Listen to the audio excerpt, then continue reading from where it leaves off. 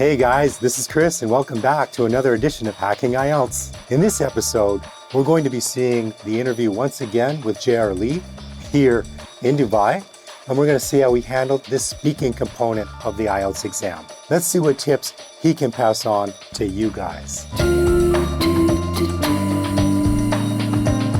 Okay, let's move on to the last and maybe the easiest section. You tell me. So moving on to speaking. Was it easy? Was it hard? Personally, this is the part of the exam that I really felt great. Because I was surprised that I was able to get that score. But for people who will be taking the speaking tests, you just have to remember that you'll be able to use a lot of words. Vocabulary is very important in terms of the speaking test. Confidence as well. Because for people, I think it's normal to be nervous, right?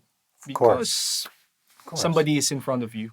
It's very formal. They ask for your identification. Yes. They put on a timer. They put on an audio recorder. Yes. And tell me about how you prepared for the exam. What did you do? For me to be able to tell a story is that I was thinking and looking back on the things that I was involved at or the things that happened to me in the past where I can put it into words. So if I'm asked a certain question regarding any event, any day, I already have in mind what will be the answer. How did you actually prepare for the exam? Or did you do like some research online and look into the types of questions that were being asked? Yes, I did some research as well online. And what I found out is that there are sections to the speaking exam. So you need to be able to introduce yourself. I think that's the first part.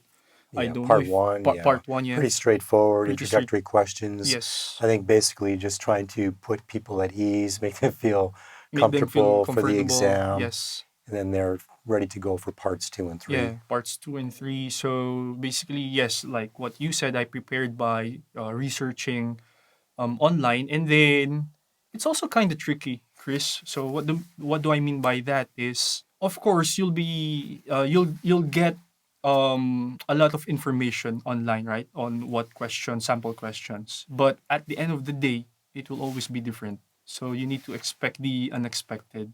Right. But of course, you have to really prepare. So yeah, it's 3 sections, just like what you said, right, for the speaking exam. What was the prompt? What was the topic that you were assigned for section 2, the long term? Are you talking about the 2 minute, the 2 minutes that they gave you, the examiner? Yes. They asked me to speak for 2 minutes. They actually asked me to speak 1 to 2 minutes, but I already have in mind that I should not stop. And this is a good tip, guys. You should not stop until the examiner asks you to stop. Because if you only did it for 1 minute, you would have lost that other minute as well. Right. So he'll tell you to speak from 1 to 2 minutes. 1 to 2 minutes. So I made the point to really speak as much as I can until the examiner told me to stop. And then even before doing that, the examiner said that you can look at the question, and you have 1 minute to prepare. All right. Now, did you take that full 1 minute to prepare? I did. So I waited for him to prompt me to, okay, you can begin speaking. And how did you prepare using that 1 minute? So I was given this piece of paper where the question was at, and then another blank paper where I can actually write something. Okay. So the way I prepared is that the first question, was there a time where you need to wake up early? Okay. Next is, why did you wake up early? The third and last question to that is, can you tell the story about why you woke up early? So like I said at the beginning of our conversation, I already have in mind what would be the answer based on my event that happened to me in the past. So what I specifically talked about is about my wedding day. Nice. So I can relate.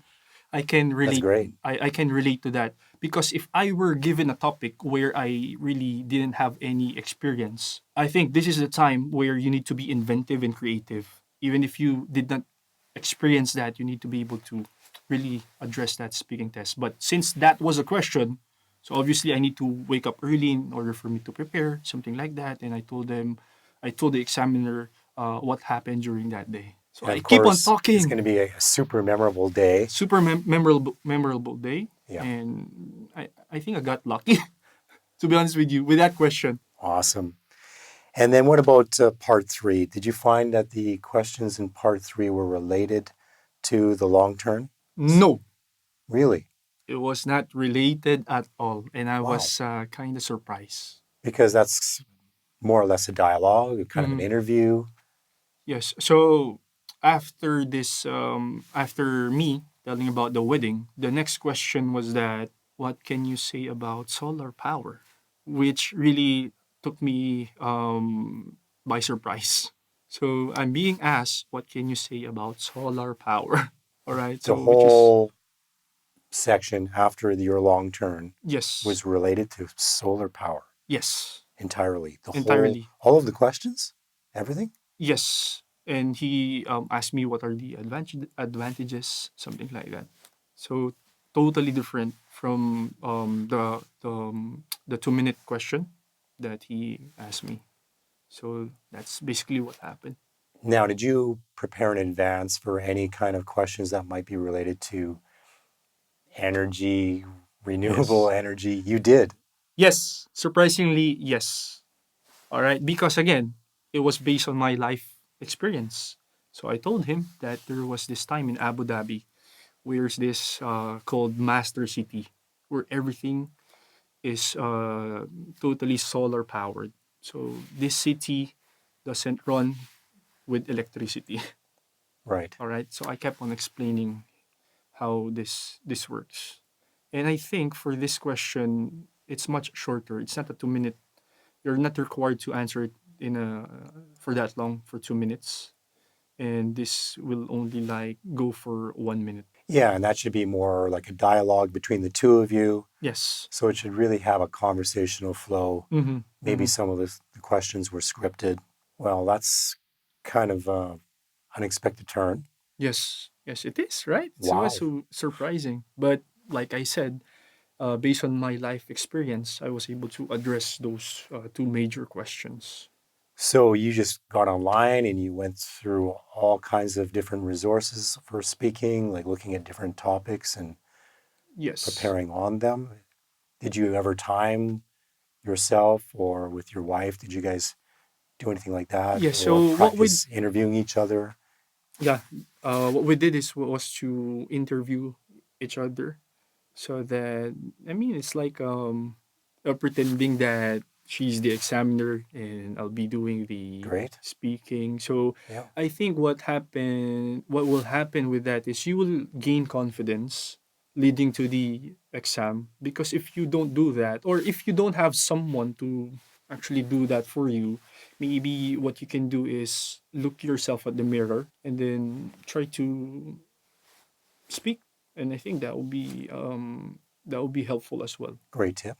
Yeah. Yes, Wrapping up, looking back now, what do you think you might have done differently? I would have spent like more time with each exam, reviewing and familiarizing myself on the things that needs to be done. So it's more of like a preparation thing. But obviously here in Dubai, things gets busy, hectic, and of course All the time. all the time, right? So Yeah. time is almost against us.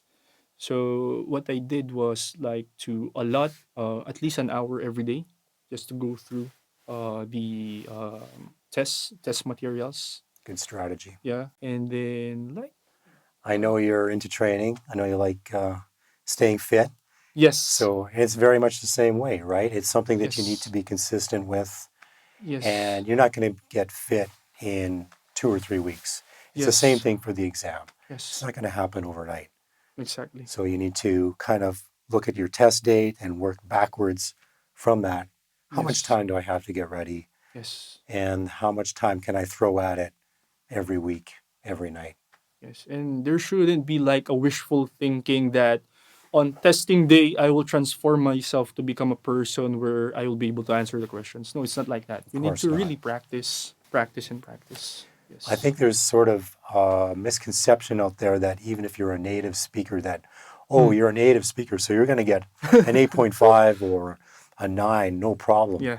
Yes. And it doesn't work that way. I It mean, it's doesn't an work that way. exam, Mm-hmm. and if you don't know how the exam works and what the examiners want, Mm-hmm. and you don't give it to them, Yes. then you're in the same boat. So it's like any exam. We need to know what to do and give them what they want and be Yes. prepared Yes. and Exactly. being consistent. I forgot to ask you, what did you actually get on the speaking exam? 8.5.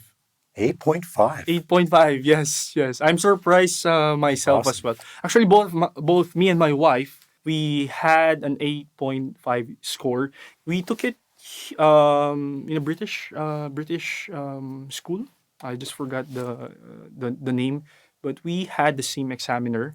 But when Right. I was asking her what question was she asked, it's totally different because she went in first, and then I was second, and then when we were discussing things, she was asked a different question. Who did you examine with? Were you examining with IDP or British Council? British Council, yes, yes, yes. Thank you for reminding me that. Any last advice you'd like to leave with candidates? Yes, guys, you need to follow instructions. If you're given the simplest instruction, like during the three-part exam, writing, reading, and listening, if the instructor tells you to stop writing, literally stop writing. Because I've encountered an experience in the same room where this guy kept on writing, literally, but the instructor said, stop writing. Obviously, that will be an automatic fail. All right. So, guys, follow instructions, and obviously, you need to prepare. Right. So, People need to take it seriously you need to take it seriously. because Yes. they don't realize that it's just like you said. I mean, if you don't drop your pencil right at that moment or drop your pen immediately, then you're Yes. you're out. You're out, There's literally. no like second Yeah. You chance. just Well, there's a wasted a lot of second time. or third chance, but you're going to have to pay for You have to pay for So it. why waste your money, right? Just listen to them. Yes. Yes. Follow instructions. That's it. When the instructor tells you to stop writing, you need to really buy the book. Stop writing. Thanks so much for coming on the show. It's my pleasure. We really Yes. appreciate it. Yes. And Yes. I'm sure people can learn a lot from what you've shared with us today. Hopefully. Yes. Thank you as well. All right. Well, I hope that you guys found this helpful and that you learned something from J.R. Lee and his experiences with this speaking component of the IELTS exam.